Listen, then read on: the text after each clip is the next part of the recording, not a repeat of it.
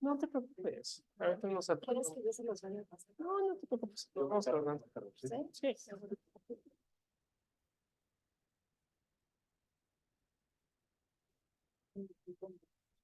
Claro que sí.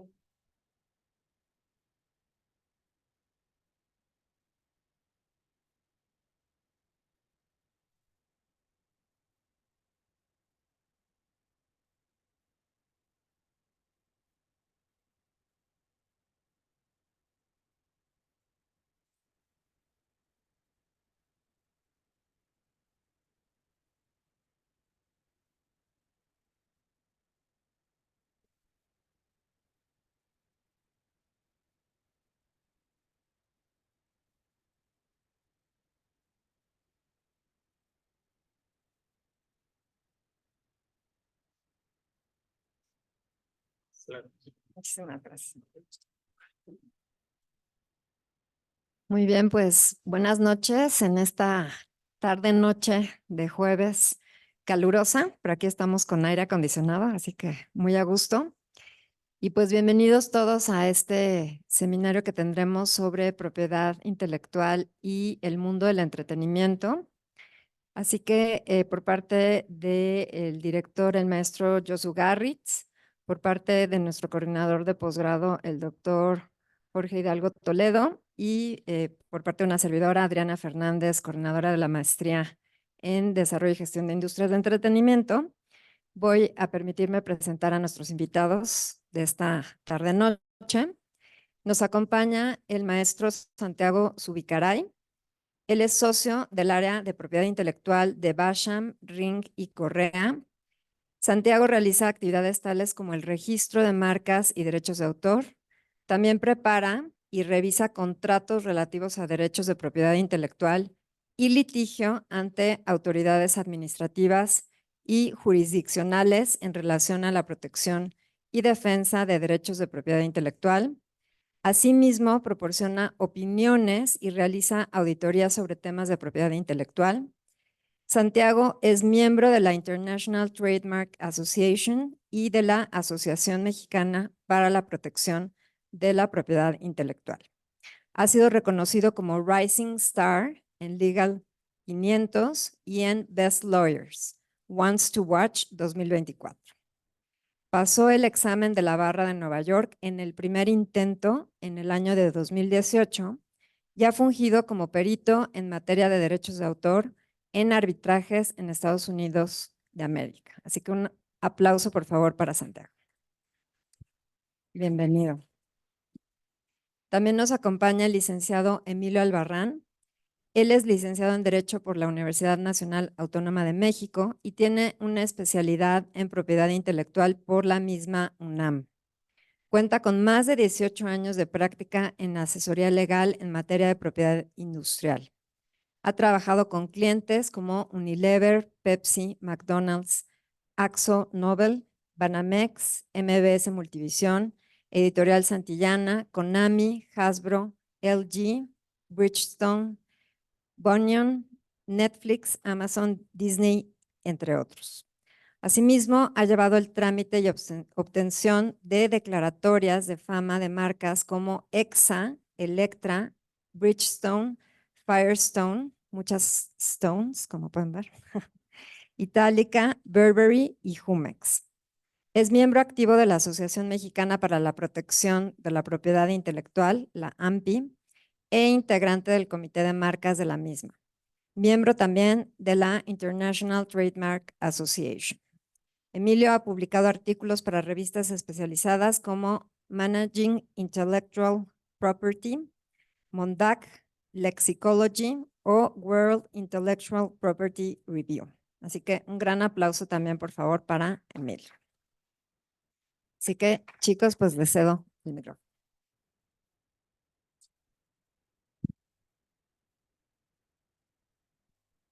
¿Qué tal? Muy buenas noches. Soy Santiago Zubicaray. Me da mucho gusto estar aquí. Yo estoy aquí.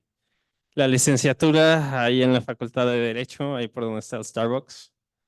Me da mucho gusto estar aquí. El entretenimiento es mi vida, es lo que me da sustento, es lo que me da trabajo. Todos los días trabajo en el entretenimiento. Entonces, la idea de esta conferencia es hablar sobre las maneras en que podemos proteger nuestras creaciones en el mundo del entretenimiento. Cómo podemos lograr que nosotros seamos los únicos que podamos explotar y utilizar el producto de nuestro esfuerzo. Entonces, empecemos por lo más básico. ¿Qué son los derechos de autor? Los derechos de autor son un derecho humano, antes que nada. Están reconocidos expresamente en el artículo 27 de la Declaración Universal de los Derechos Humanos. Y se refieren al derecho que tiene el creador de una obra para ser reconocido como tal y decidir cómo explotarla. Siguiente. Ok. Entonces, ¿qué es una obra y cómo la protegen los derechos de autor? La obra es cualquier producción en el campo literario, científico y artístico. Cualquiera. Puede ser una película, puede ser un juego de video, puede ser un anuncio publicitario, puede ser una canción. Cualquier producción que sea creada en el campo literario, científico o artístico es una obra y está protegida por derechos de autor. Ahora, aquí vienen varios ejemplos que me vinieron a la mente. Por ejemplo, una película es una obra y está protegida por derechos de autor. Un juego de video es una obra y está protegida por derechos de autor. La canción de una famosa artista es una obra y está protegida por derechos de autor. Cualquier producción. Y en este punto es muy importante resaltarles que es indistinto el mérito artístico, la belleza estética, por el solo hecho de ser una producción en el campo literario, científico o artístico, está protegido por derechos de autor. No importa que nos guste o no nos guste el contenido, no importa el mérito que tenga. Es indistinto. Por el solo hecho de ser una producción en estos campos, está protegido. Ok, los derechos de autor se dividen en dos. Nuestro derecho está tomado, está basado en el derecho francés, el cual reconoce derechos patrimoniales y derechos morales. El derecho moral es sencillamente el derecho que tiene un ser humano que crea una obra para ser reconocido como tal. Este derecho moral está unido a la persona del autor y no se puede ceder, no se puede renunciar, siempre lo tiene, siempre lo va a tener. El derecho a ser reconocido como tal. El derecho patrimonial, en cambio, se refiere al derecho que tiene el autor o su causaviente para decidir cómo explota la obra. Entonces, por ejemplo, pensemos en un libro. El derecho moral es el que tiene el autor del libro para ser reconocido como tal. El derecho patrimonial es el derecho que tiene para decidir cómo se explota el libro, para decidir quién va a ser el editor de ese libro, dónde se van a vender esos libros, para decidir si esos libros se pueden adaptar en una película. ¿Entienden la diferencia? Uno es nada más el derecho a ser reconocido y el otro se refiere al derecho a decidir sobre la explotación de la obra. Entonces, si yo trabajo en una industria creativa y quiero explotar una obra, pues necesito la autorización del titular del derecho patrimonial. Entonces, si yo quiero utilizar una canción en un anuncio publicitario, en una presentación, en una película, necesito tener la autorización del titular del derecho patrimonial sobre esa canción. Esa persona es la que puede decidir sobre la explotación económica de esa obra. ¿Ok? Ok. ¿Cómo puedo saber quién es el titular del derecho patrimonial sobre una obra? Para poder contactarlo, para poder pedir su autorización para hacer el proyecto que yo quiera realizar. Pues bueno, el autor en México, quien es el titular en principio del derecho patrimonial, es siempre una persona física. ¿Ok? En México, las inteligencias artificiales no son autores de obras. Las empresas no son autores de obras. Únicamente una persona física puede ser la autora de una obra. Así es que pensemos ahorita en un ejemplo rápido, ¿no?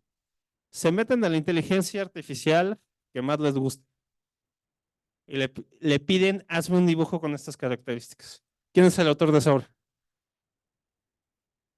Pues ustedes que le dieron la instrucción a la inteligencia artificial, porque en México la inteligencia artificial no puede ser autora. El autor es siempre una persona física, nunca una empresa, nunca una persona moral, nunca una inteligencia artificial. una persona física, ¿ok? Pero esta persona física que crea la obra es libre de transmitir su derecho patrimonial a otras personas. Acuérdense, el derecho moral nunca se transmite, siempre lo tiene el autor. Pero el derecho patrimonial, que es el derecho a decidir sobre cómo se explota la obra, ese se puede ceder. Por ejemplo, se puede ceder en un contrato a cambio de una remuneración económica. Por ejemplo, se puede ceder a los herederos una vez que el autor fallece. Ese derecho se puede ceder, pero con ciertas reglas. La más importante y de la que quiero que se acuerden ahorita y para el resto de su vida es que la cesión de derechos patrimoniales siempre tiene que constar por escrito. Y se los voy a poner con un ejemplo. El hijo de un famoso productor de cine, y este es un caso de la vida real, llega con una empresa y le dice, ¿sabes qué? Yo siempre he manejado los negocios de mi papá y mi papá me dice que yo venda los derechos de estas películas. Y la empresa pues lo conoce muy bien desde hace muchos años y dice, sí, claro, pues yo te conozco perfecto, hemos hecho muchos negocios juntos, claro, ¿cuánto quieres? Pues, ¿qué creen? Que no existía un contrato por escrito entre el papá y el hijo y por lo tanto el hijo no tenía los derechos para cedérselos a la empresa. Entonces, las transmisiones de derechos patrimoniales tienen que constar por escrito en un contrato. Siempre que le compramos a alguien los derechos para utilizar una canción, para utilizar una película, para utilizar cualquier otra obra, siempre tiene que constar en un contrato por escrito. ¿Ok? La otra limitación es que este tipo de contratos tienen que prever una contraprestación económica. Tienen que ser onerosos, que es una palabra que los abogados usamos para decir que no puede ser gratis. ¿Ok? Si yo compro los derechos sobre cualquier obra, no solo necesito un contrato por escrito, sino que ese contrato tiene que prever una contraprestación económica. Si no prevé una contraprestación económica, es nulo, no vale. Y por lo tanto, el autor se dedica con sus derechos. Y finalmente, la tercera característica es que las sesiones de este tipo de derechos tienen que ser temporales. Esto quiere decir que al cabo de cierto tiempo, los derechos, aunque se hayan cedido, van a regresar al autor. La ley nos dice que en principio no deben ser por más de 15 años, pero que cuando la inversión económica y otros factores así lo justifican, puede ser por más tiempo. Pero el punto es ese, se tiene que pactar un tiempo. Si yo digo que es a perpetuidad, si yo digo que es para siempre, pues no es válido porque la ley me exige pactar un tiempo. Y es importante señalarles que esta regla encuentra una excepción en el software. En el software, la ley me dispensa de este requisito y puede ser por el tiempo que ustedes quieran. ¿Alguna pregunta hasta ahorita? ¿Quién? ¿Alguna inquietud? ¿Cómo vamos? Sí. Sí. El autor. Sí. No. Pasan a sus herederos.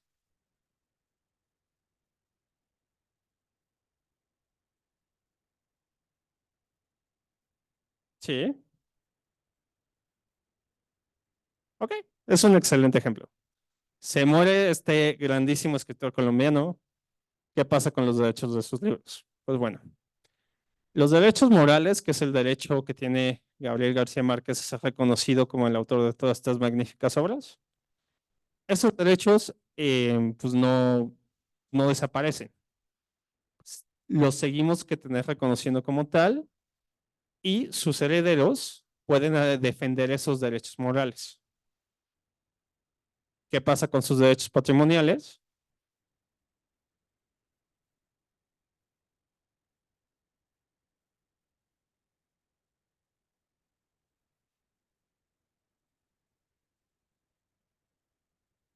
Exacto, porque pues miren, cuando morimos, nuestro patrimonio, toda esa bola de derechos y obligaciones que tenemos, pasa a nuestros herederos por dos vías. Puede haber un testamento y entonces hacemos lo que dice el testamento siempre que sea válido. Y si no hay testamento, pues nos vamos al Código Civil de la entidad federativa que corresponda y vemos ahí que hay unas reglas que se llaman sucesión legítima, ¿no? Y que te dicen cosas, por ejemplo, que la herencia se reparte entre partes iguales entre los hijos y te dice que le toca al cónyuge y que le toca a los ascendientes y cosas por el estilo. Entonces, pues si Gabriel García Márquez muere, esos derechos patrimoniales pasan a sus herederos y sus herederos son quienes ahora pueden decidir sobre la explotación de esas obras y quienes podrían, por lo tanto, autorizar que se haga una película en base a esas obras, una obra derivada, una obra que deriva de esa obra literaria. ¿Alguna otra pregunta?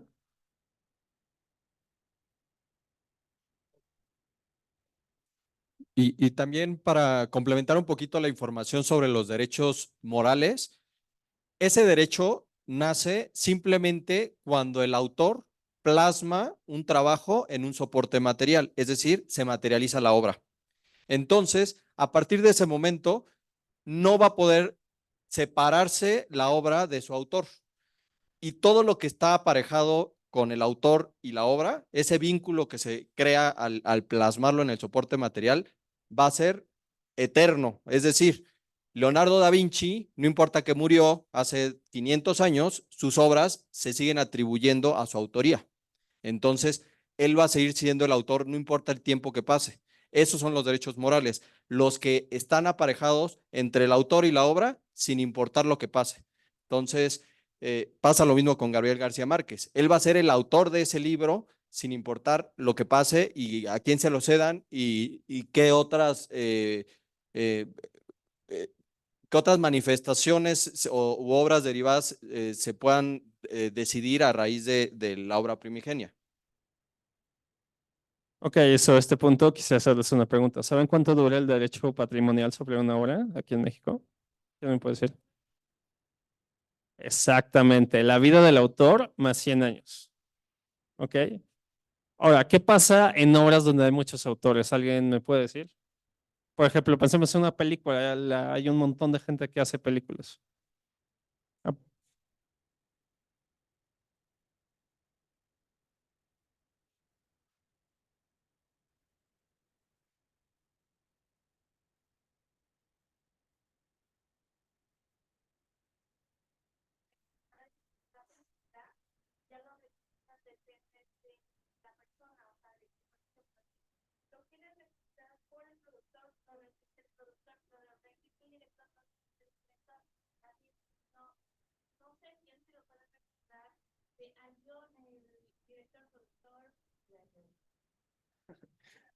Ah, más o menos así. Mira, cuando muchas personas hacen una obra, por ejemplo, pensemos en un libro escrito en coautoría, lo que va a suceder es que los 100 años van a empezar a contar a partir de que se muera el último.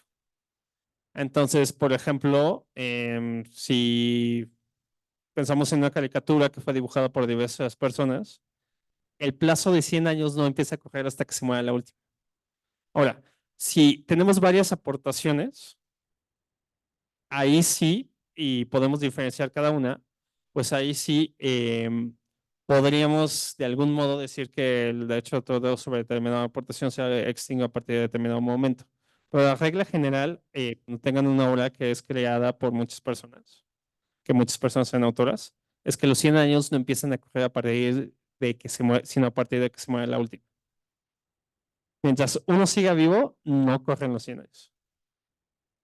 ¿Alguna otra pregunta? Sí.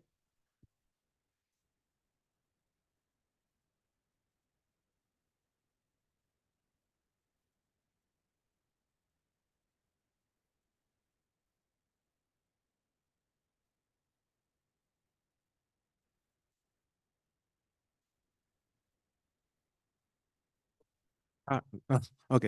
¿La repito? Sí, no te preocupes. Sí, Mira, ok, a perfecto. ver, para quienes no lo sepan, ¿qué es una regalía? Cuando hablamos de regalías, estamos hablando de la remuneración que los titulares de derechos de autor tienen derecho a percibir por la comunicación pública de sus obras. Un ejemplo perfecto es que si yo tengo un negocio, como puede ser un restaurante, un hotel, un gimnasio, y utilizo música en ese negocio, pues los titulares de derechos de autor sobre esa música tienen derecho a recibir una regalía.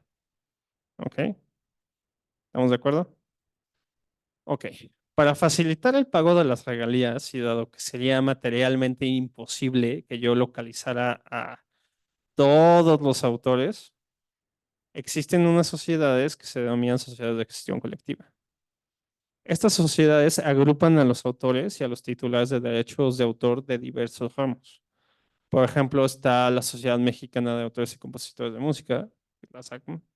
Está Somex Fund, que representa a las disqueras, y están así agrupados en distintos sectores. Y de ese modo, yo puedo celebrar un contrato de licencia con estas sociedades. Ellos me dan una licencia, yo les pago, y yo ya de ese modo ya no tengo que ir a negociar con cada uno de los autores, sino que con que le pague a la sociedad de gestión colectiva y tenga mi licencia con ellos, ya tengo una licencia para utilizar todas las obras de todos los autores que son miembros de esa sociedad. Ahora, en tu caso concreto, tú me preguntaste que qué pasaría si hay varios coautores y uno se muere, que quién tendría derecho a recibir. La respuesta ya es sencilla. Acuérdate que los derechos de autor patrimoniales duran la vida del autor más 100 años.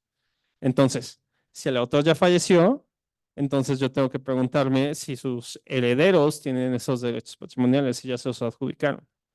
Y si ese es el caso, yo le tengo que pagar al que esté vivo y a los herederos de los que han fallecido. ¿Alguna otra pregunta? ¿No?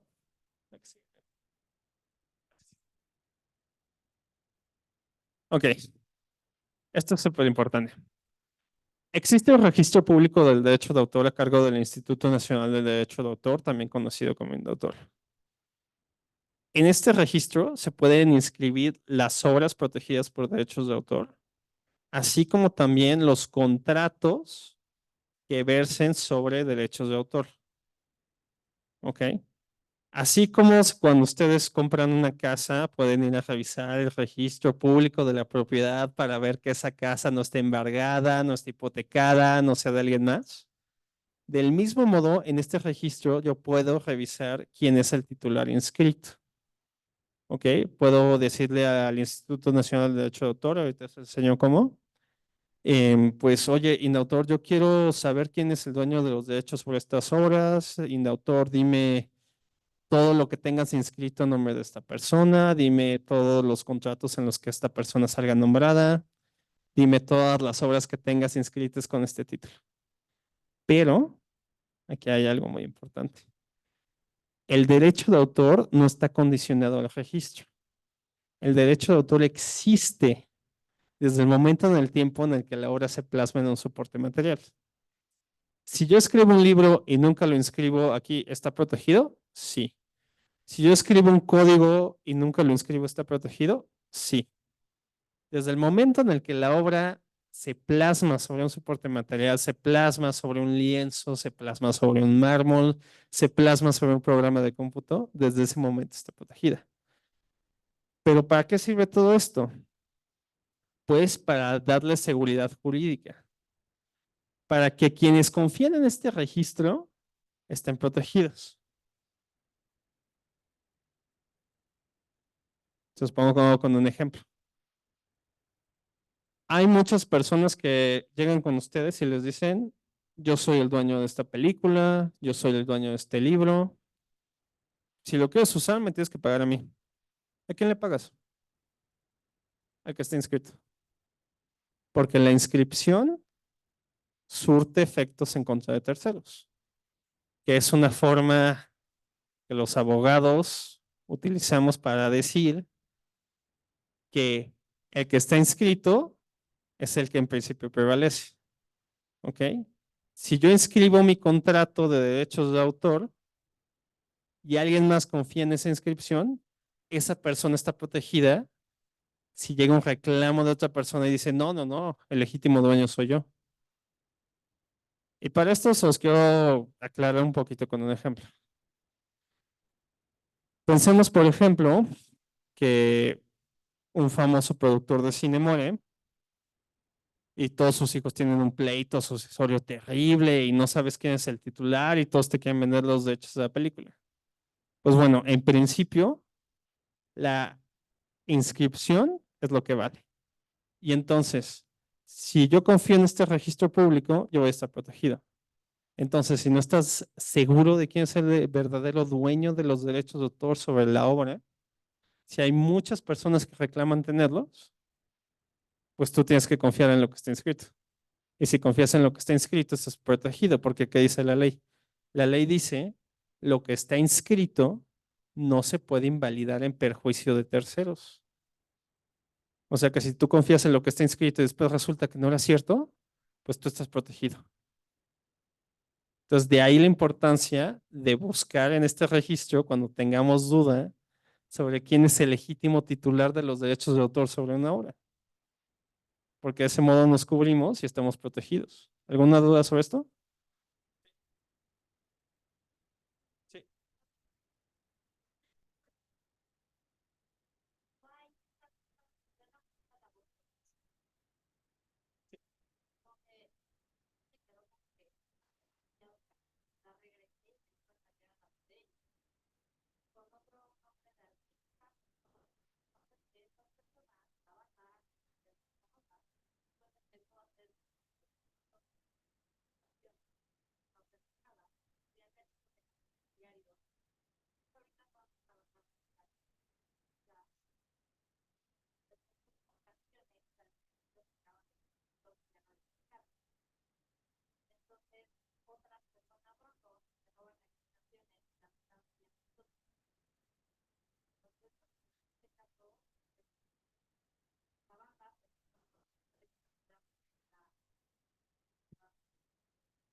Aunque no la hayan registrado, está protegida. ¿Por qué? Porque cuando dices que la subieron, eso significa que la grabaron.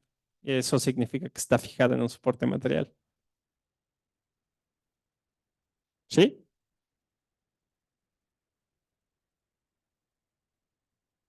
Sí, sí podrían. Claro que podrían. Acuérdate. La obra está protegida desde el momento en que tú la fijas en un soporte material. No importa si es un lienzo, no importa si es una grabadora. Desde el momento que está fijada, desde ese momento está protegida.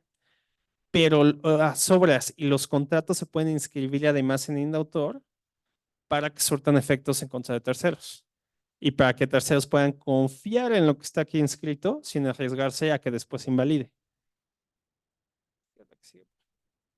Ok, bien. Este es un ejemplo de una búsqueda que le pedimos a Indautor hace algún tiempo, ¿no? Entonces, por ejemplo, en este caso yo le pregunté a Indautor, oye, Indautor, dime por favor todos los contratos en los que salga esta persona porque yo quiero saber qué películas están inscritas a su nombre, qué contratos hay. Y el Indautor te manda unos resultados como estos, donde te dice, oye, aquí sale como cesionario, o sea, como la persona que recibió los derechos, aquí salen las películas y aquí sale el tipo de contrato. Y con esta información, yo ya puedo saber que esta persona recibió los derechos sobre estas películas en un contrato con esta otra persona. Y de ese modo yo ya tengo la certeza de que estoy haciendo el negocio con la persona correcta y que después no va a llegar otra persona a decirme que no, que él es el legítimo dueño. Y de ese modo estoy protegido. Si yo confío en esto para celebrar un contrato con esta persona y después llega alguien más a reclamarme, yo estoy protegido porque esto no se puede invalidar en perjuicio de terceros. Si un tercero confía en esta información para hacer un negocio, está protegida. Y no se puede invalidar esto y después decir, ah, es que le tuviste que haber pagado a esa otra persona. Es que no firmaste con la persona correcta. Si yo confío en esto, estoy protegido. ¿Ok? Entonces, de ahí la importancia de consultar esta información.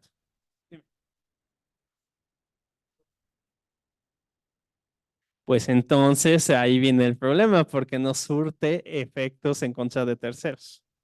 ¿Y eso qué significa?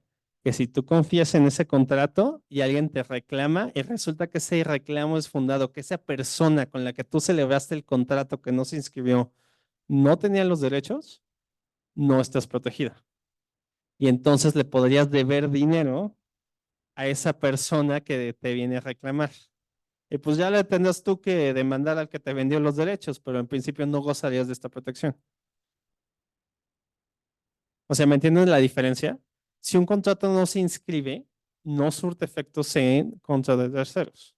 Eso significa que si alguien me viene a reclamar, yo le podría tener que terminar pagando si resulta que tiene razón y que yo firmé un contrato con alguien que no era el legítimo dueño.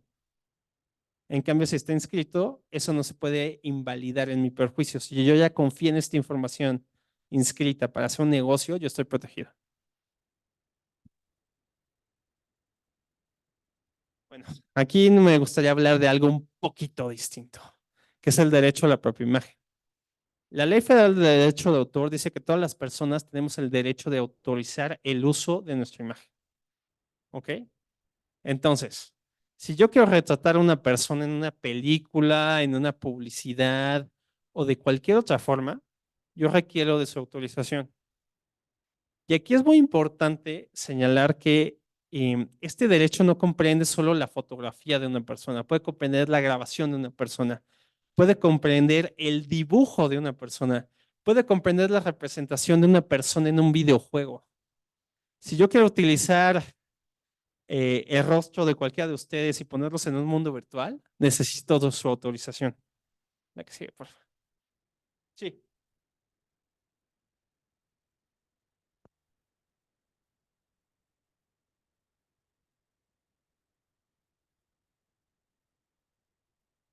Pues sí, ella tiene el derecho de autorizar el uso de esa imagen. ¿Existe una excepción para el periodismo? ¿Eh? Sí, sí.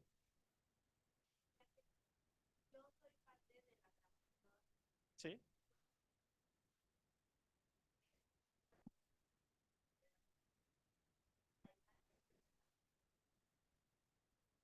Pues no, para usar su retrato necesitas autorización. Aunque si lo subes a tu Facebook, necesitas la autorización de ella. Pues no, mientras no la utilices. En el momento en el que la utilizas, en el que la subas a cualquier red, en el que hagas lo que sea con ella, necesitas su autorización. Sí.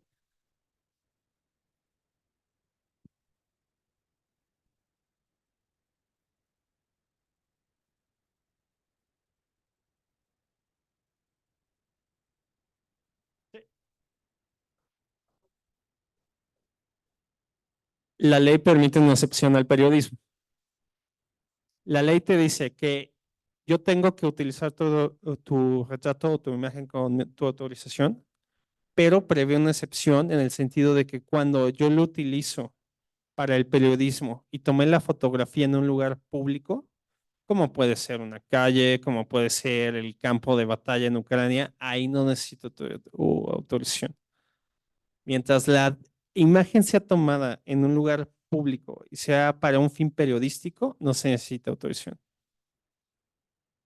Sí, no, no, no, no. Pues el periodismo también es un negocio. ¿Alguna otra pregunta? Sí.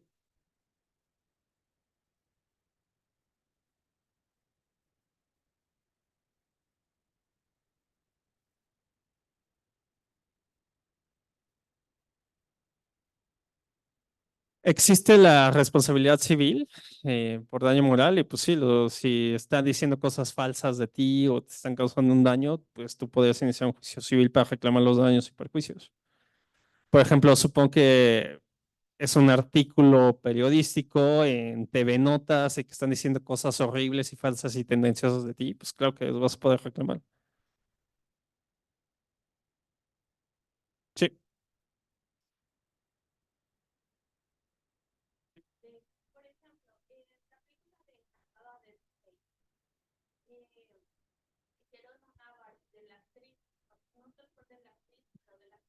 Sí.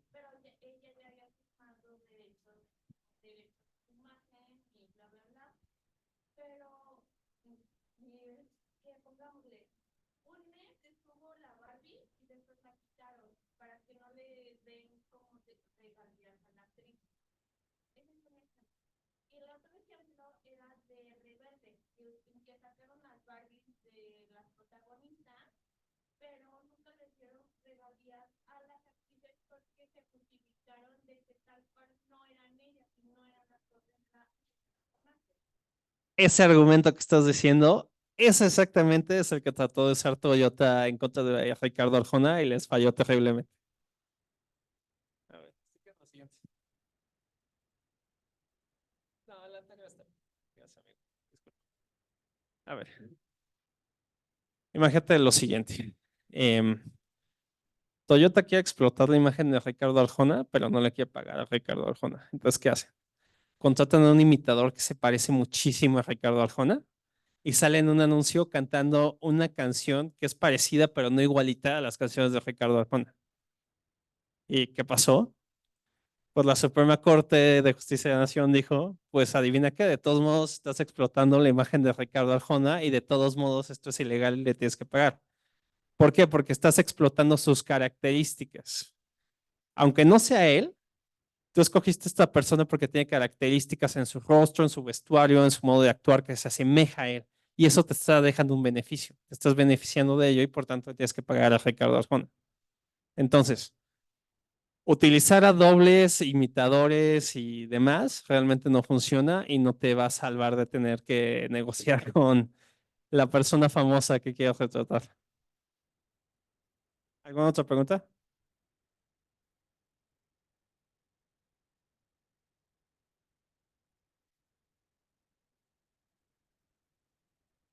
Sí, exactamente lo tienes que hacer. Sea un actor, sea un modelo, sea un cantante, para utilizar la imagen de otra persona tienes que tener su consentimiento. Sí.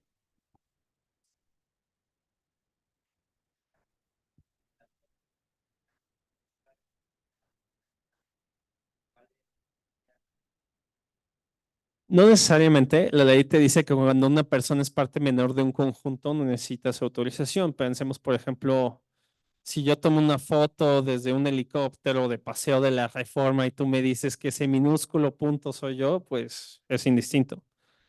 ¿Por qué? Porque no te podemos identificar. Entonces, pues, como es parte menor de un conjunto, no tienes que autorizar el uso de tu imagen. Entonces, por ejemplo, los paisajistas y los fotógrafos que toman fotografías desde cierta distancia, si una persona es parte menor de ese conjunto fotográfico, no necesita su autorización. ¿Algo más? Sí.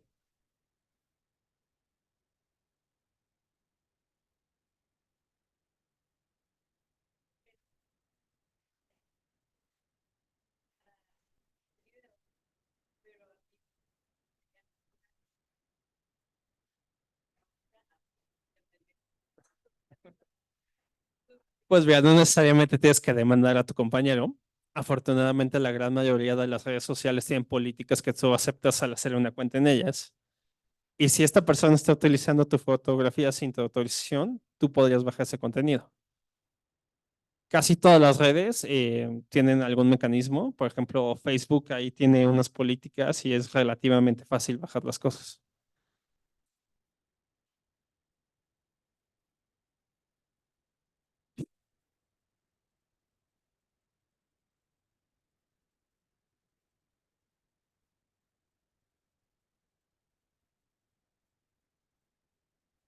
Pues sí, si alguien sube una foto tuya a sus redes, claro que la puedes bajar.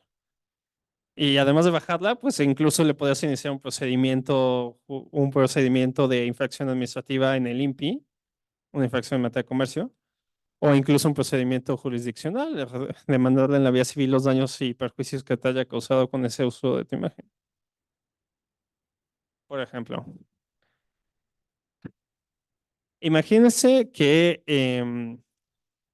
te acusan de narcotráfico.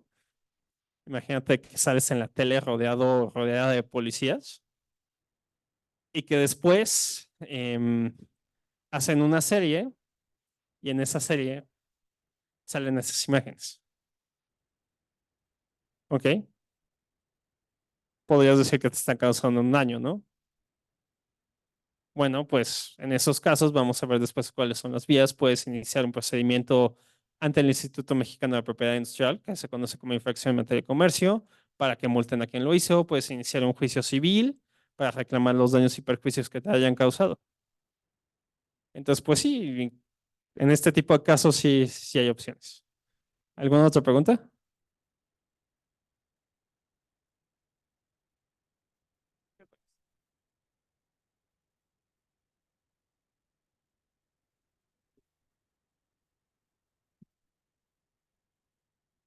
Además de las figuras que ya vimos, como pueden ser los derechos de autor y cualquier otra forma de proteger obras de literarias o artísticas, También encontramos las reservas de derechos. Las reservas de derechos es una facultad que da el Estado para ciertas personas que cumplen con alguna de estas características. También la primera de ellas puede ser los personajes humanos de caracterización, ficticios o simbólicos. Esto quiere decir que tú puedes proteger cuando creas un personaje de cualquier naturaleza. El primero de ellos podría ser uno de caracterización. Cualquier personaje que se maquilla, que se pone una máscara, que se pone un atuendo específico, puede por sí mismo protegerse.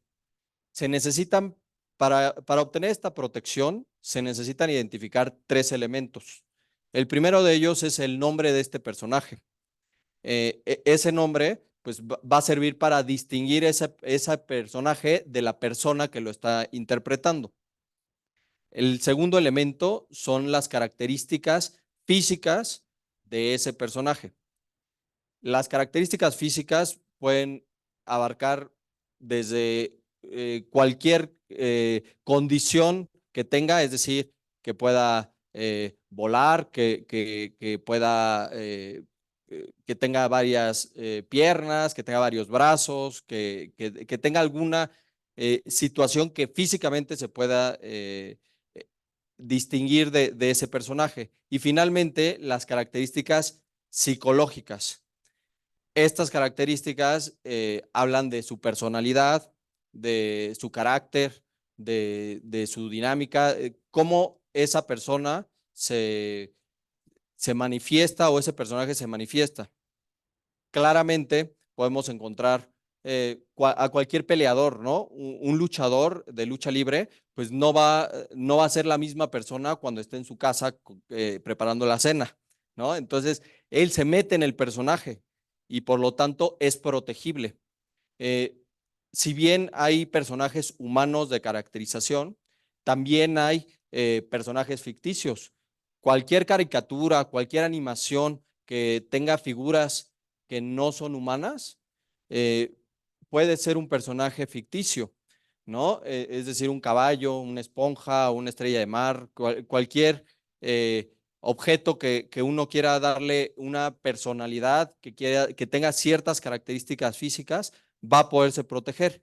Y finalmente, los personajes simbólicos son aquellos que no existen, aquellos que sí existen en el material en donde se manifiestan, pero en el mundo físico no existen por sí mismos. Un ejemplo claro podría ser Mamá Lucha, ¿no? Que aparece en los comerciales, pero ustedes no pueden decir, ah, miren, me encontré a Mamá Lucha, salvo por una botarga, ¿no? Pero realmente no, uno no lo puede encontrar en la calle y verlo. Y también pasa para este tipo de personajes con las mitologías, ¿no? Estos seres que no son humanos o que tienen ciertas características y que no pueden representarse salvo alguna obra, un cuento o así, pero no tienen por sí mismos una forma en la que podamos verlos en el mundo real, ¿no? Entonces, estas son las 3 formas en las que uno puede proteger a los personajes. Estas reservas de derecho tienen una naturaleza distinta a los derechos de autor. Es decir, los derechos de autor tienen tanto los derechos morales como los derechos patrimoniales y se extinguen los derechos patrimoniales con el paso del tiempo. Para casi todas las figuras, salvo las promociones publicitarias, todas las figuras de reservas de derechos son renovables. Es decir, si yo la sigo utilizando y la sigo explotando, voy a tener el derecho de llegar y solicitar la extensión de la protección por otro periodo igual que los que se pueden ver ahí. Entonces, hay otro tipo de protecciones como las personas o grupos dedicados a actividades artísticas. El nombre del grupo, ¿no? Maná, Guns N' Roses, cualquier grupo que ustedes se imaginen va a tener la posibilidad de protegerse para distinguirse de otros, ¿sí?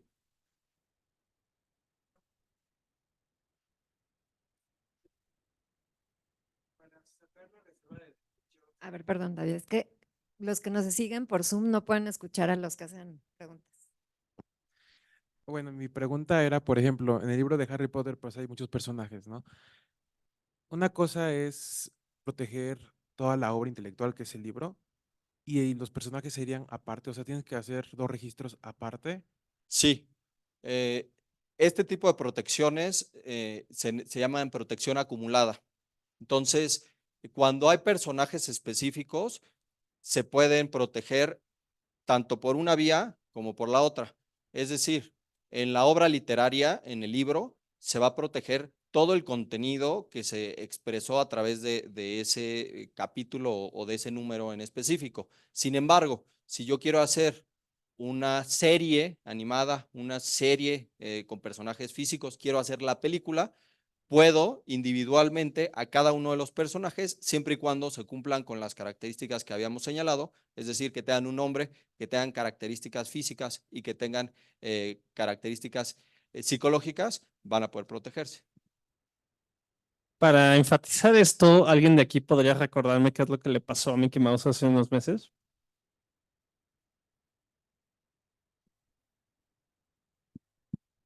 Exacto.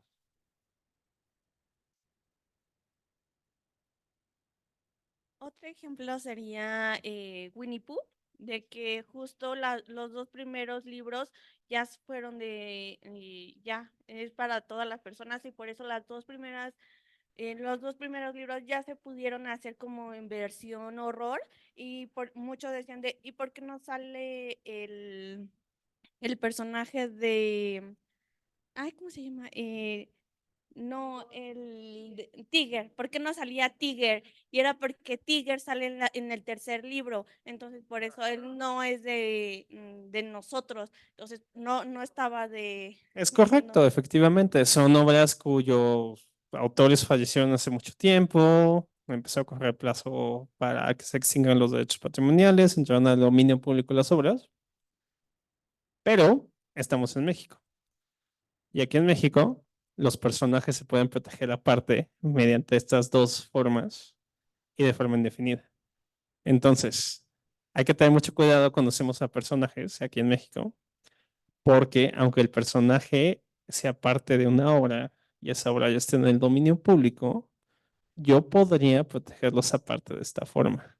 Y acuérdense que de esta forma se puede renovar en forma indefinida. Entonces, sí, efectivamente, la obra Steamboat Willie o el cuento donde salió el primer Winnie Pooh quizás ya esté en el dominio público.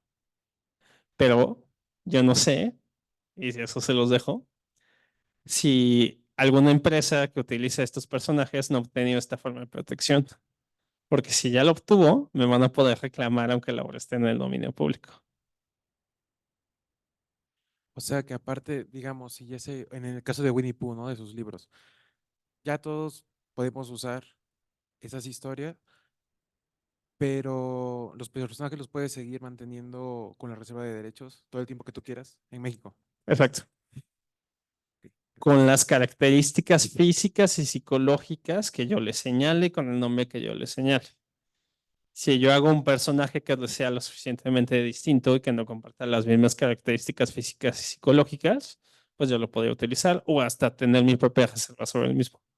Y, por ejemplo, ¿qué pasa? Porque cuando tú creas un libro, pues no estás esperando que sea como súper popular como Harry Potter, ¿no? O sea, tú nada más lo creas y chance y pega o chance y no. Entonces, en esos casos, ¿qué pasa, por ejemplo, si tú creas tu libro al inicio y pues no hiciste nada de reserva de derechos para tus personajes y pasa el tiempo, agarra popularidad y ahora alguien está usando tus personajes para una caricatura o una película, pero pues es de tu historia. ¿Qué pasaría ahí? Pues mira, como te platicaba al principio, el titular de los derechos patrimoniales es quien puede decidir sobre la explotación de la obra. Y eso incluye la creación de obras derivadas, de obras basadas en otras obras. Por ejemplo, si yo tomo una novela y la convierto en un guión de cine o la convierto en una película, es una obra derivada. ¿Ok? Si yo tomo tu novela y la convierto en un guión, es una obra derivada. ¿Ok? Entonces, eso lo tendría que autorizar el titular del derecho patrimonial. Si yo tomo tu novela y la convierto en algo más, lo tiene que autorizar el titular del derecho patrimonial. Ahora, no hay un plazo para pedir la protección de las reservas de derechos. Entonces, si mi obra pega y yo quiero obtener una protección adicional sobre mis personajes, pues en ese momento puedo obtener esa protección. Ok, gracias. ¿Alguna otra pregunta?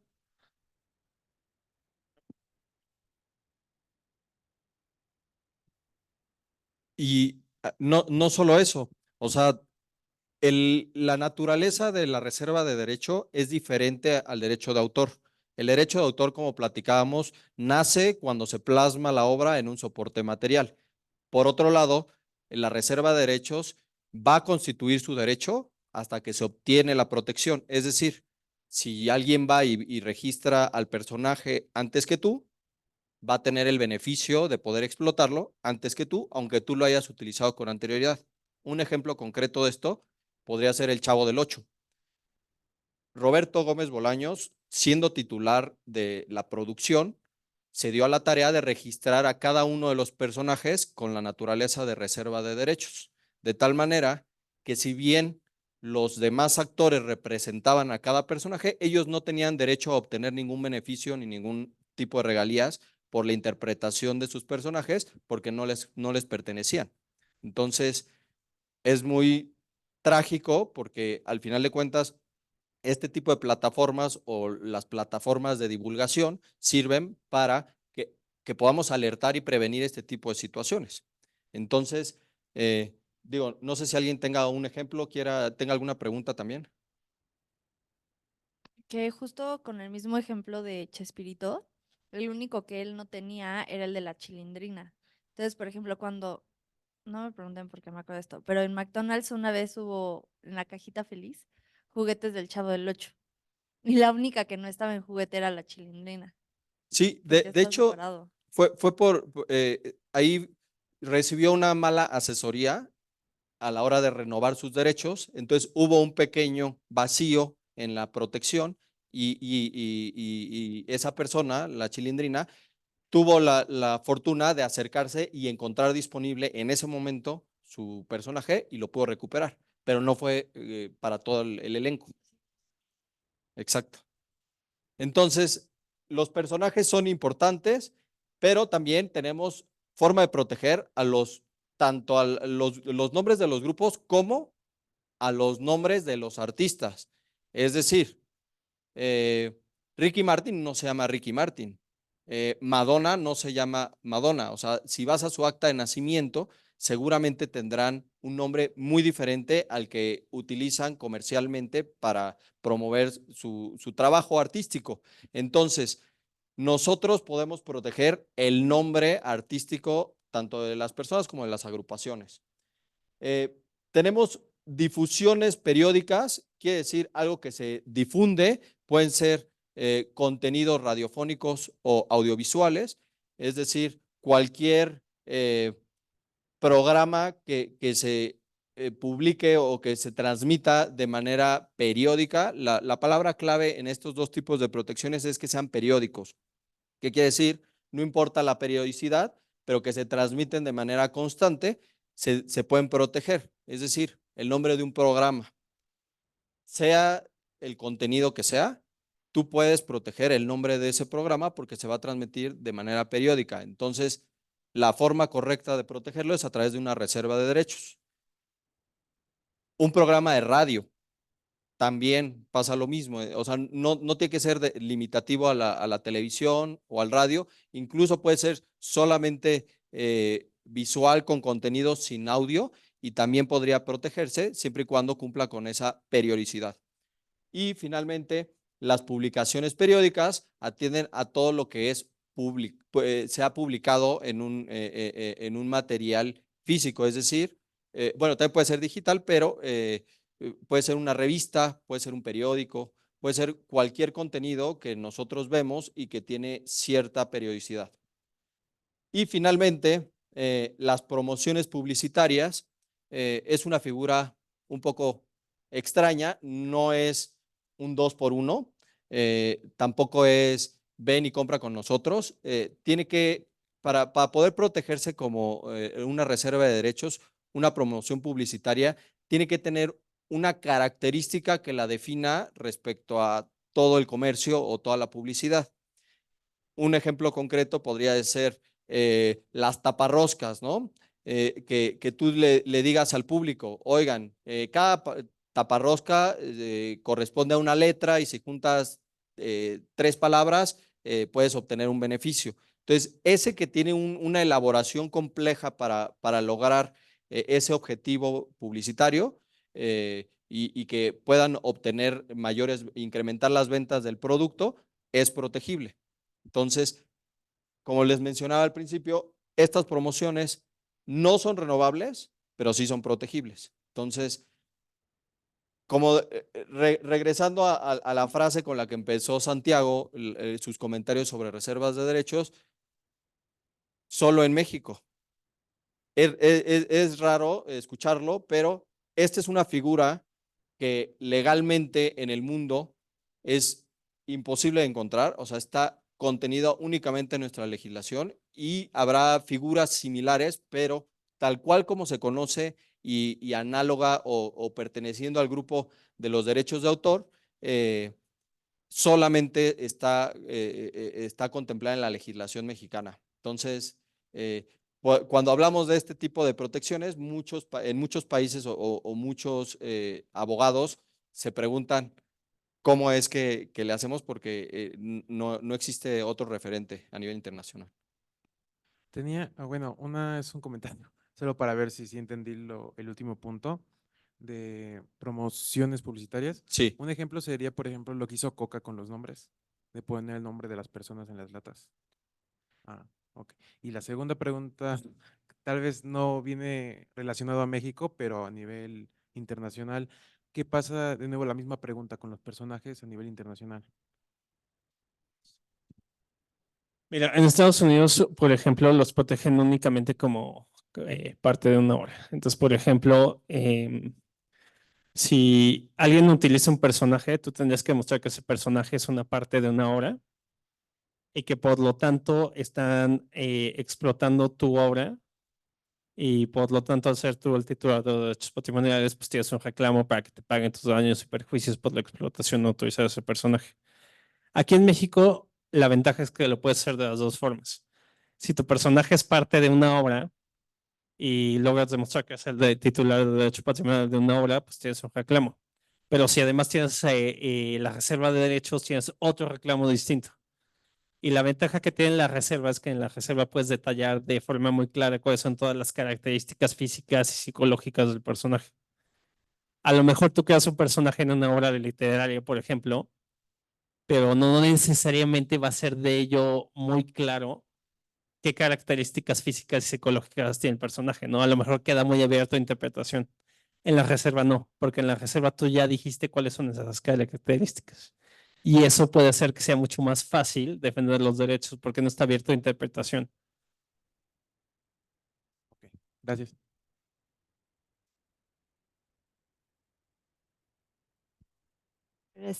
Aquí hay una pregunta que nos hacen desde el Zoom que dice, es de Jay Turrubiates. Dice, si yo creé la obra, pero no la inscribí y lo quiero hacer después y resulta que alguien la inscribió, ¿hay manera de comprobar que yo soy la autora real?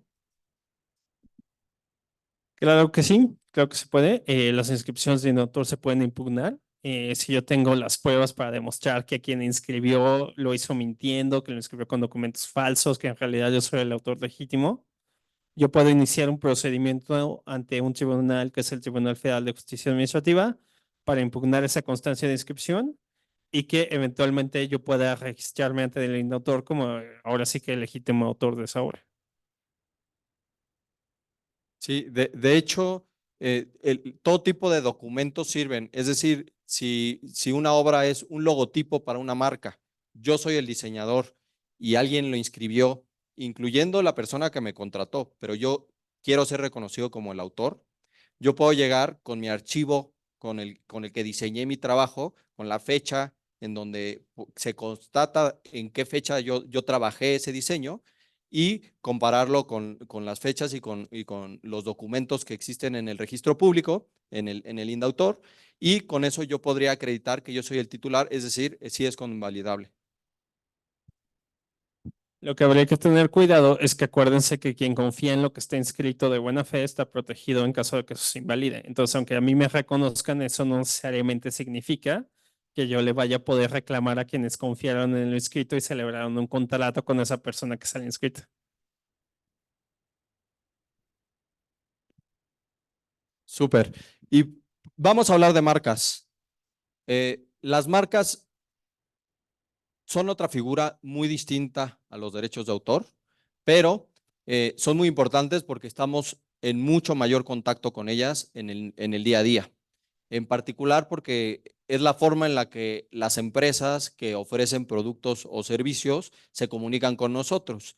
Es decir, crean nombres, crean logos, crean combinaciones de ambos o incluso figuras características que les ayudan a distinguir sus productos o sus servicios en contra de otros en el comercio.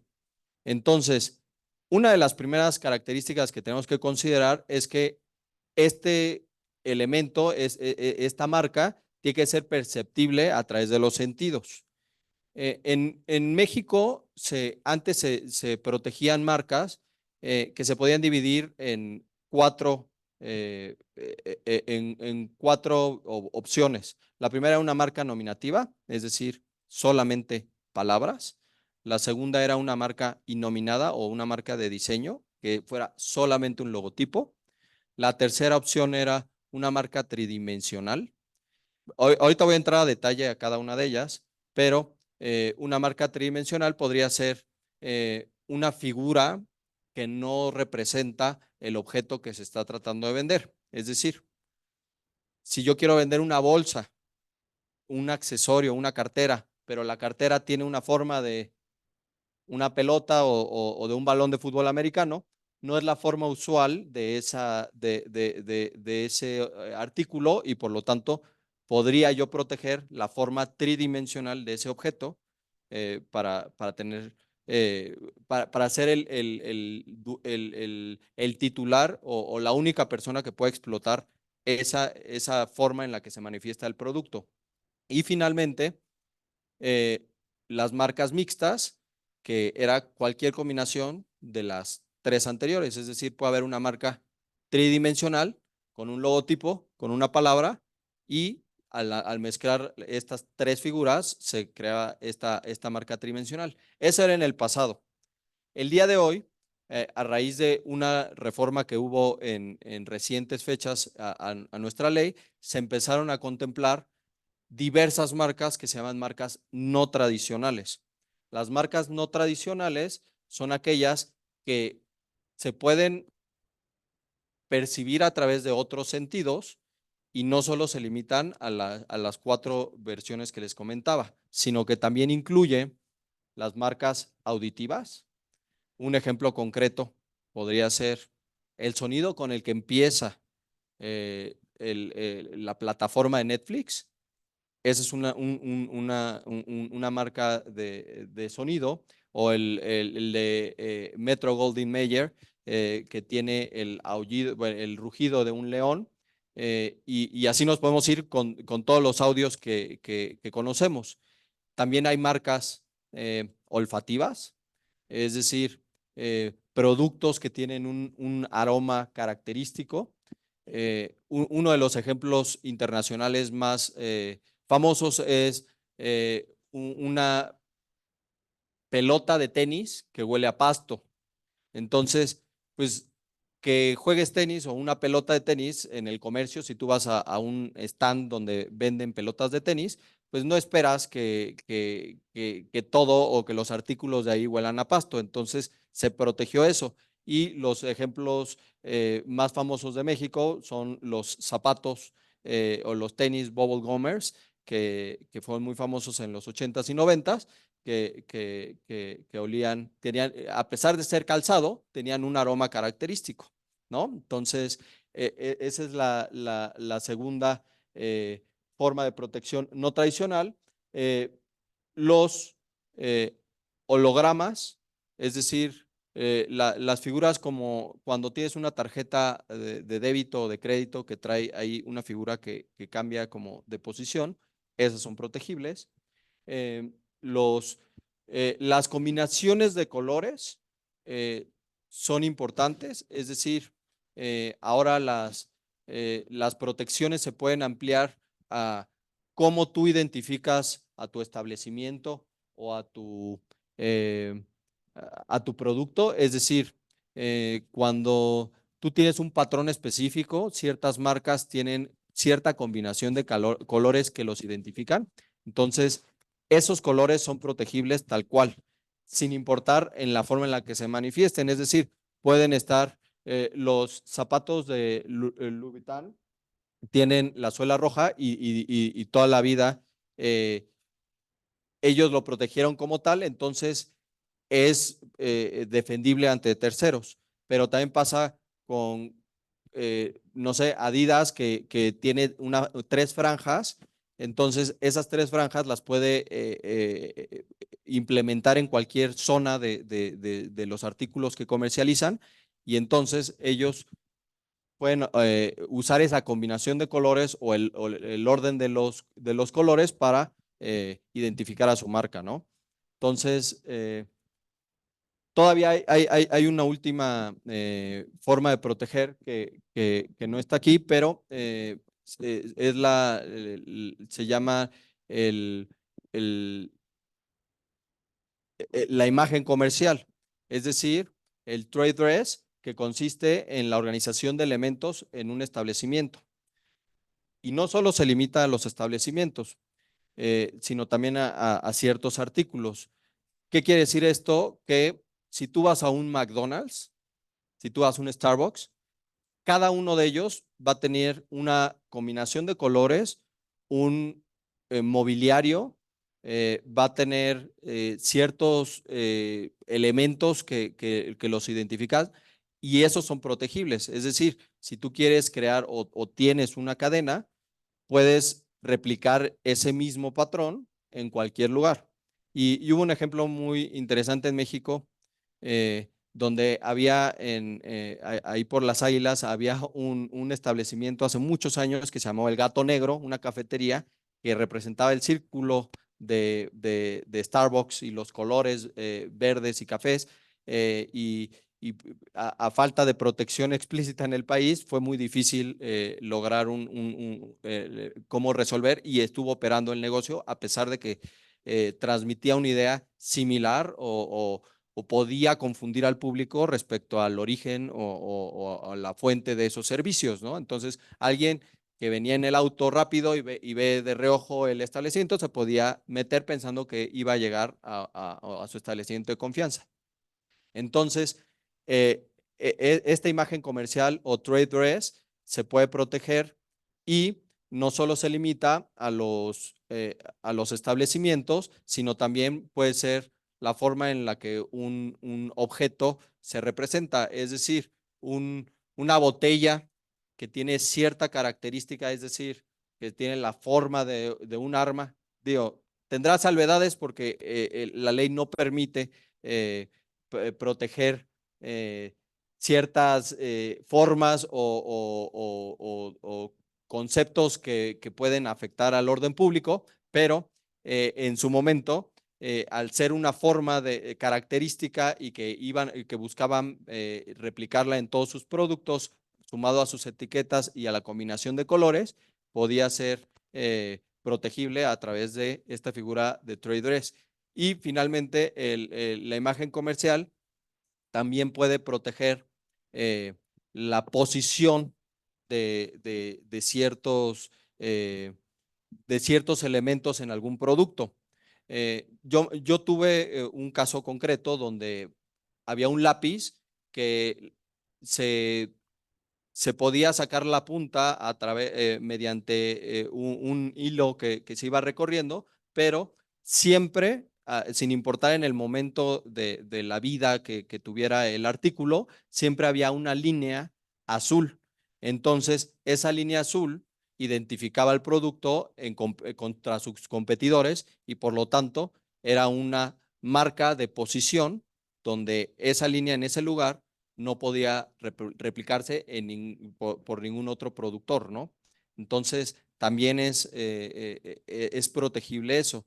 Y de hecho, nosotros ahorita estamos viendo un caso donde un productor de bolsas quiere buscar protección sobre la forma en la que está tejido su bolso, pero nos comenta que no está limitado únicamente a bolsos, sino que quiere hacer botas, quiere hacer carteras, quiere hacer otro tipo de artículos. Entonces, nosotros estamos ahorita buscando la protección sobre el patrón que identifica a ese producto, porque no se va a limitar a la forma específica de ese bolso, sino que va a agarrar la forma de cualquier otro producto que produzcan en esta empresa.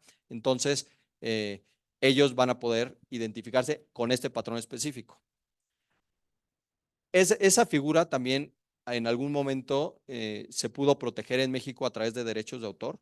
El día de hoy ya no, y probablemente las marcas o los diseños sean las formas idóneas para protegerlo, pero antes había una figura en México que se llamaba diseño textil, y ellos servían para proteger la forma de diseños de moda o la forma en la que se tejían los artículos, es decir, el punto que tuviera dos arriba, uno abajo y así, ese tipo de costuras era protegible. El día de hoy ya no existe esa figura en el derecho de autor. Y por último, igual que la reserva de derechos, las marcas no son, no se reconocen por la autoridad para obtener su protección, sino que se constituyen. Es decir, el derecho de autor nace cuando se plasma la obra en un soporte material, pero aquí es el primero que llega y el primero que registra es el que adquiere ese derecho. Entonces, si bien ahorita más adelante vamos a hablar sobre las formas de atacar los registros, pero si yo llego o tengo un negocio con alguien y esa persona no la registra y yo decido registrarla a mi nombre, el INPI, el Instituto Mexicano de la Propiedad Industrial, no va a juzgar si yo tengo o no el derecho y me va a conceder el registro únicamente a mí. Y más adelante tendrá que llegar esta persona para hacer valer su porcentaje de participación en ese negocio, ¿no? El verdadero poder de las marcas radica en que es el medio por el cual yo puedo convertir un contenido o la imagen de una persona en mercancía. Por ejemplo, Mr. Beast, que ha convertido su imagen y su nombre en chocolates y en otro tipo de productos, este es el vehículo jurídico para hacer eso. Por medio del registro de una marca, yo puedo tener exclusividad para utilizar un distintivo en relación con productos o servicios. Entonces, si yo quiero sacar juguetes, ropa, dulces o cualquier otro producto o servicio relacionado con una obra, relacionado con la imagen de un actor, relacionado con cualquier persona famosa, la marca es el vehículo para hacerlo. Por ejemplo, seguramente están al tanto de que diversos actores, como por ejemplo Ryan Gosling, The Rock, George Clooney, han estado sacando todo tipo de tequilas, ginebras y otros productos. Así es como lo haces. Registran sus nombres como marca para esos productos en específico y eso significa que ellos son los únicos que pueden utilizarlos. Lo mismo se puede hacer con los títulos de películas, lo mismo se puede hacer con las firmas o los seudónimos de personas famosas. Este es el vehículo para hacer eso, para convertir una obra, para convertir la imagen de una persona famosa que ya se ganaron cierto reconocimiento para convertirlos en mercancía. Así es como se hace con un registro de marca. Por ejemplo, diversas empresas de entretenimiento como Netflix, como Amazon, como Disney, cuando sus contenidos pegan y quieren sacar mercancía, que se basa en esos contenidos, que se basa en esas películas que ya se ganaron a los consumidores, así es como se hace. Los registros como marca. ¿Alguna duda? ¿No?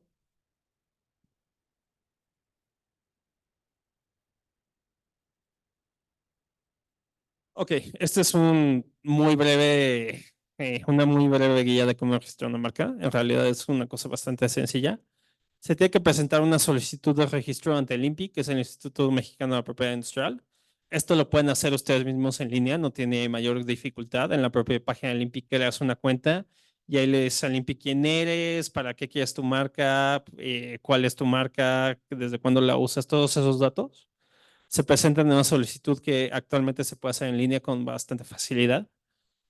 Esta solicitud se publica para que durante el plazo de un mes cualquier persona que se sienta afectada por esa solicitud pueda levantar la mano y decir que no se considera el registro. Por ejemplo, yo trabajo en asuntos de Shakira. Entonces, por ejemplo, sucede frecuentemente que algún listito o listita quiere registrar el nombre de Shakira en relación con algún producto o servicio, como puede ser ropa, como puede ser perfumes y otros productos. Entonces, a partir de que se publique esa solicitud, se puede presentar una oposición en nombre de Shakira para advertir al INPI, oye, no concedas ese registro. ¿Y qué pasa después? El INPI tiene como alrededor de 6 meses aproximadamente para decidir si concede el registro o comunica cualquier motivo para no hacerlo. Entonces, repasemos. Se presenta la solicitud, se publica y cualquier persona se puede oponer en el plazo de un mes. Y después el INPI concede el registro o gira un oficio y te dice, esta marca no se puede registrar y tienes 4 meses para contestarle.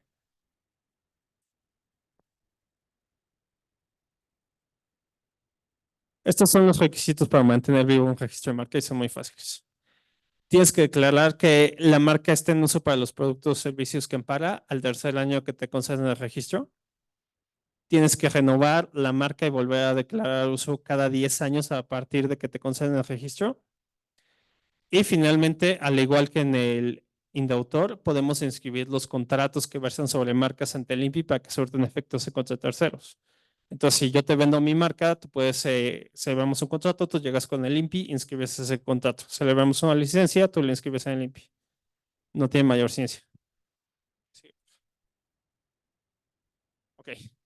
Y finalmente, aquí les quiero exponer brevemente cuáles son las principales vías que yo tengo a mi disposición en caso de que alguien infrinja mis derechos sobre una marca registrada, sobre una reserva, sobre un derecho de autor. Hay 3 vías esencialmente. Pueden iniciar un procedimiento civil para reclamar los daños y perjuicios para que me pagues por el daño que me causaste o lo que haya perdido. Puede iniciar un procedimiento administrativo ante el INPI para que el INPI te multe y para que te clausure y para que te multe más si sigues ahí en tu conducta. O puedo iniciar un procedimiento penal en algunos casos. Algunas violaciones a marcas registradas o derechos de autor son delitos. Entonces puede formular la denuncia que haya que corresponda, pues para que te metan a la cárcel. Realmente las 3 vías que existen en este caso no son mutuamente excluyentes. De hecho, es bastante común que se intenten una, dos o las 3 al mismo tiempo. Y la vía correcta depende de lo que yo quiera lograr, ¿no? Si lo que quiero es que me pagues por los daños y perjuicios que me causaste, lo que tengo que iniciar es una vía civil. Si quiero nada más que te multen, pues una vía en el INPI. Si quiero que te metan a la cárcel, pues la vía penal, ¿no? Entonces depende de lo que quieras lograr, es la vía adecuada. ¿Hermano, hasta aquí? ¿No?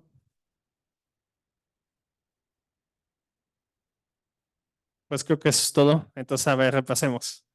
No celebren contratos de derechos de autor que no sean por escrito, en primer lugar.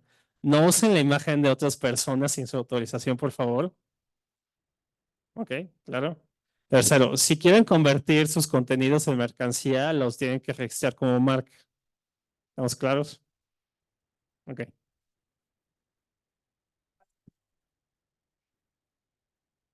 Muchísimas gracias, Santiago. Muchísimas gracias, Emilio. Tenemos tiempo todavía para algunas otras preguntas, además de las que ya hicieron. No sé si alguien más tenga alguna otra pregunta o ya quedó todo súper bien explicado. Ahorita que están exponiendo, que contaste lo del caso de Shakira, por ejemplo, ¿qué pasa si yo quiero sacar algo que se llame Shakira, suponiendo que yo me llamo Shakira y que no es para explotar el nombre de Shakira? O sea, yo llamo Shakira y quiero hacer mi marca Termos Shakira, pero no tengo nada que ver con Shakira, ni pongo su cara, ni me lo pueden negar. O tú puedes mandar Te la exposición. pueden negar porque podría provocar la confusión de los consumidores. Los consumidores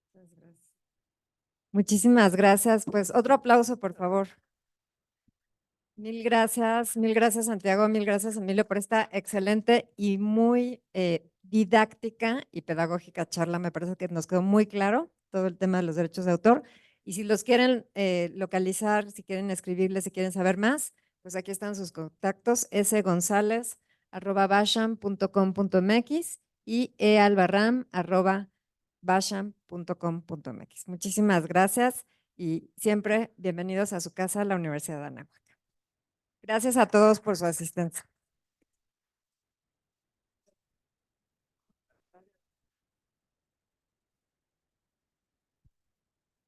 Is that one?